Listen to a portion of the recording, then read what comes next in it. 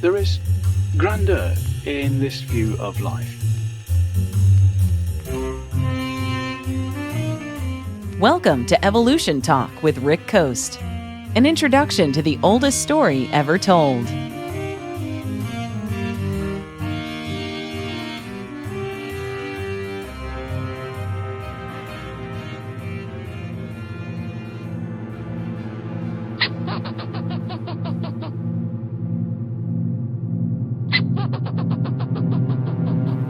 That was the sound of a squirrel sounding an alarm. It's doing so because lurking in the shadows is a fox. And as soon as the squirrel lets out its cry, the rest of the squirrels scatter. Now this scene plays out in my backyard quite often, and there are a lot of squirrels out there and a lot of things that they're afraid of. The thing is, when a fox comes around, it might be a good thing to sound the alarm, but it's not quite a good thing for the squirrel who is sounding the alarm. If the fox didn't know he was there before the warning cry, he does now.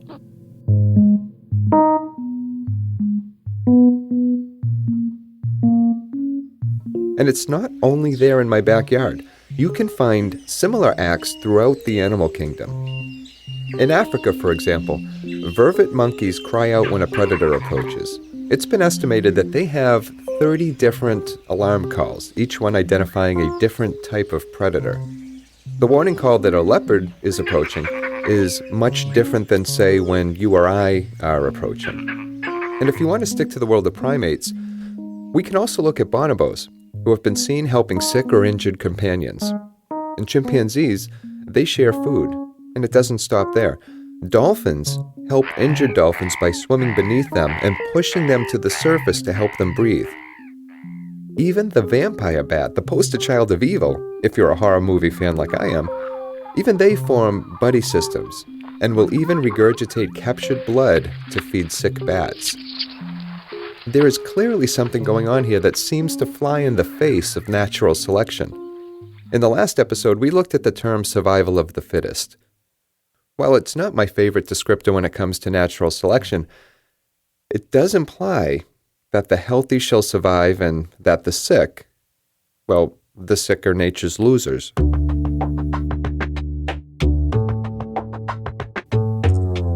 But that doesn't seem to be the case. If you're walking down the street and see a child fall off her bike, you'll stop to help. That's really not much different than what we see in the animal kingdom. We see the warning calls that I mentioned, we see sharing of food and grooming. That's not a battle for survival at an individual level. It's cooperation. And there's a word for it.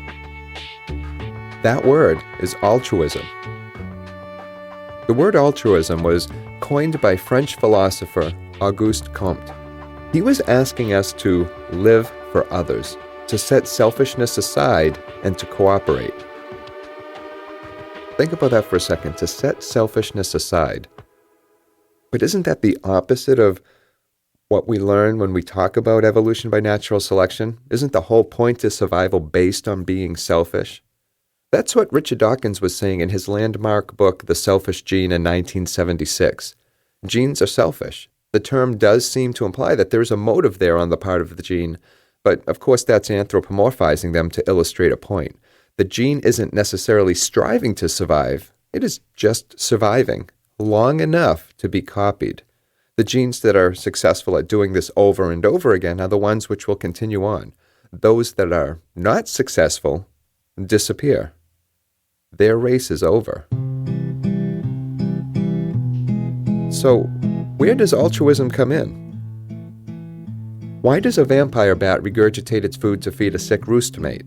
It's certainly of no benefit to the bat doing the regurgitating, and in the case of warning calls, the benefit is completely for those who don't see the predator coming. The one giving the warning call is the one in trouble, and all he really had to do was to keep his mouth shut. So why didn't he? Why not sit quietly protecting his genes while the predator slowly creeps by? That would seem to be the smart thing to do if it was all about survival of the fittest. And even if you want to be a skeptic and say that there is no intent there, that the warning call is simply a reaction to danger, there is still an action or a reaction that benefits others and not the organism itself. That can still be considered altruism. There are good consequences to that action, like the line from Star Trek. Logic clearly dictates that the needs of the many outweigh the needs of the few. Even Charles Darwin had trouble explaining this. Being the one who brought the concept of natural selection to the world stage, he understood the contradictions that altruistic behavior brought to the subject. It needed an explanation. You can't really have both. There had to be some sort of evolutionary advantage or cause behind cooperation. He who was ready to sacrifice his life, as many a savage has been, rather than betray his comrades, would often leave no offspring to inherit his noble nature. This is what troubled him, and he wrote as much in his 1871 book, The Descent of Man. If a noble creature sacrifices its life for its companions, then those noble genes are sacrificed with it. And Darwin, of course, didn't know about genes or genetics when he wrote his books, but he had captured the dilemma perfectly.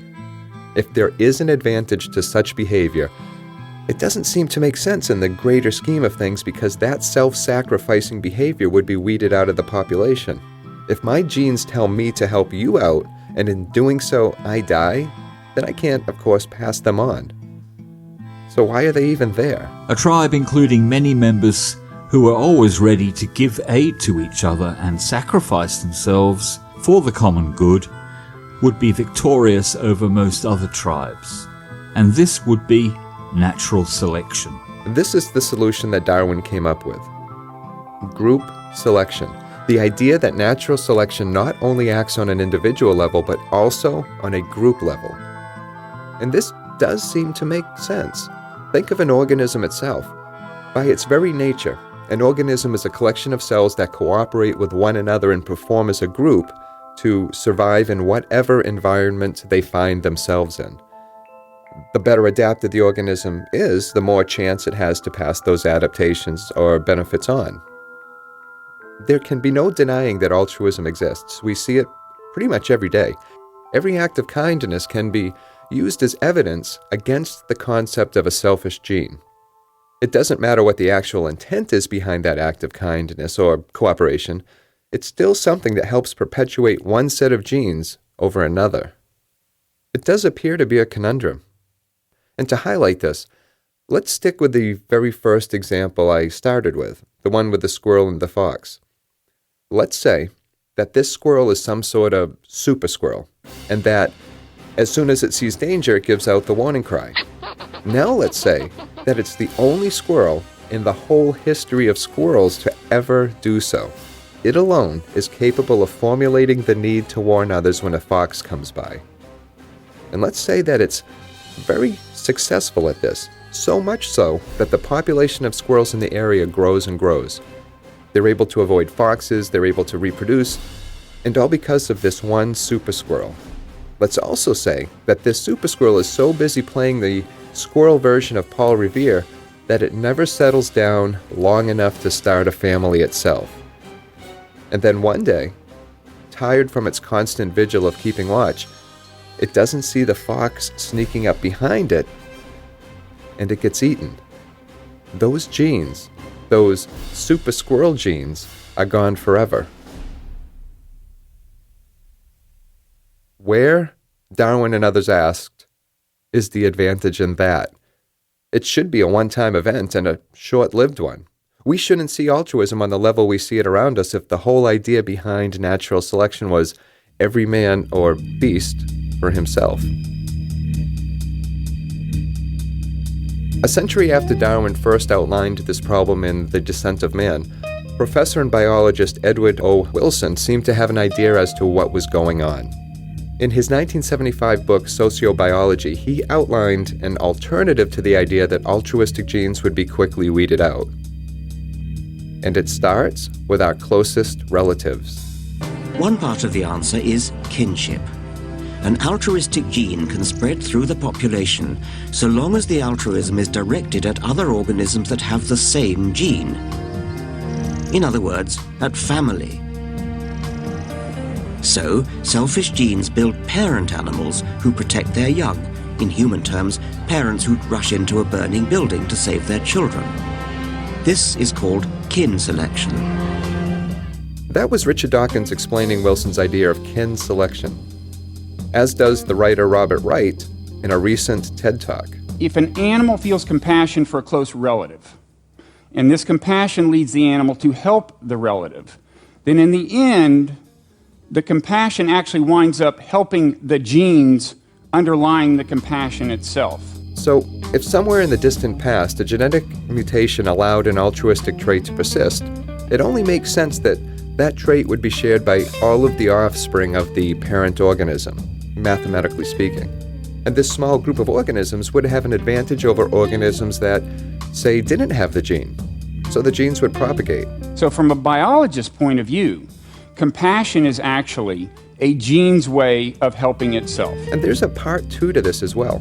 While kin selection accounts for altruistic behaviors between relatives, what about those outside of the immediate family?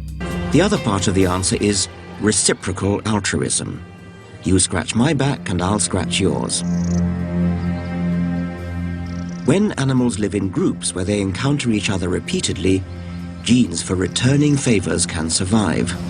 There, the basic idea is that compassion leads you to do good things for people who then will return the favor. At face value, this does appear to be a lot like the golden rule, treat others as you would have them treat you. But it's a little bit more complicated than that. With kin selection, we're programmed to help those closest to us.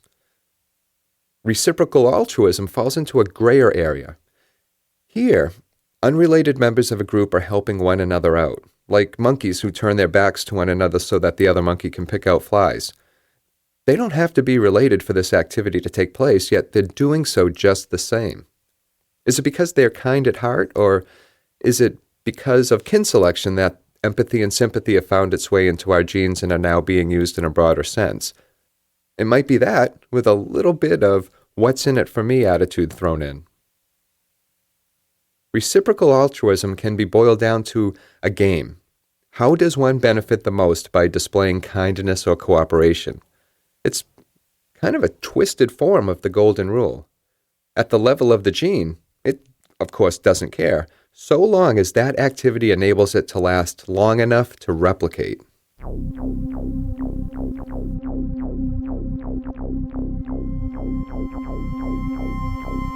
In 2011, Swiss researchers tested kin selection using virtual robots. They started with 1,600 robots, and they allowed the robots to replicate and evolve over 500 generations. For the study, they loaded their robots with 33 genes to control how they behaved while searching for a food token. They also split them up into groups of 8. And when a robot found a token, they could either keep it or they could share it with the group. Some groups shared all 33 genes, some only half, and some shared no genes at all. The researchers looked at the more successful robots and recombined their genes. In a sense, this would replicate sexual selection. And they also tossed some randomly mutated genes into the mix because, well, that's really what natural selection likes. It's like spice on a bland food. What they found is that those robots that shared the exact same gene were more likely to share with one another, twice as much as those who only shared some of the same genes. A virtual cost-benefit analysis was taking place behind the scenes, much like the prisoner dilemma. If the cost was low, they were more apt to share their food tokens, even with distant relatives. And if the cost was high, they would only share their food tokens with relatives who shared almost all of their genes. It's because of examples like this that Professor Wilson, the man who developed the theory of kin selection in 1975, stunned the scientific community when he refuted his own theory a little over a quarter of a century later. Altruism and what we consider the best qualities of human beings are an expected result of group selection, which is the force that drives up species to this very high level in the first place. What he is focusing on here is the group itself, over kin, or over relatives. Altruism is driven not by close relatives, but by the group one is born into.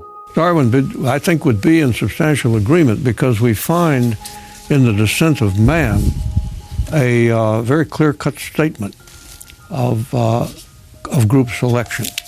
In other words, he had asked the question himself of what makes humans altruistic, and how do certain societies prevail over others in these grim group versus group battles that he saw as a basic human behavior. And Darwin then wrote a remarkable paragraph in which he described what group selection would be like. Whatever the reason, it's clear that altruism is here to stay, and somewhere along the line, as we evolved, those groups or individuals that cooperated with one another passed these cooperative genes on.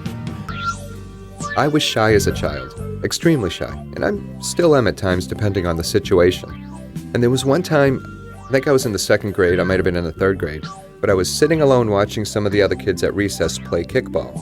If you don't know what kickball is, it's a lot like baseball, but instead of a ball and a bat, you kick a large red ball that's rolled to you by the pitcher. And most of the other rules of baseball apply. I got the gist of the game just by watching. I did a lot of watching in those days. One of the teachers saw me watching the game, and he came over to sit beside me.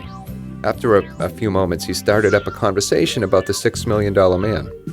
He must have seen my lunchbox sitting beside me. Anyway, I never forgot that moment, and to be honest, I can't remember the teacher's name. But the moment stuck with me. I often pay that little act of kindness forward when I see someone sitting by themselves who look like they wouldn't mind a little bit of company.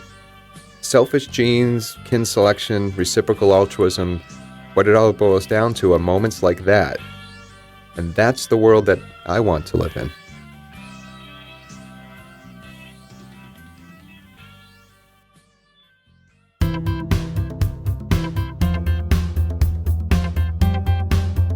I hope you enjoyed today's show. You can help support the show and its continued existence by going to evolutiontalk.com/support. And if you have any questions, comments, or even feedback on today's show or future shows, or requests for future shows, please let me know by using the site's contact page or on Twitter, where you can find me at Rick Coast. Again, thank you for listening. And until next time, please take care of yourself.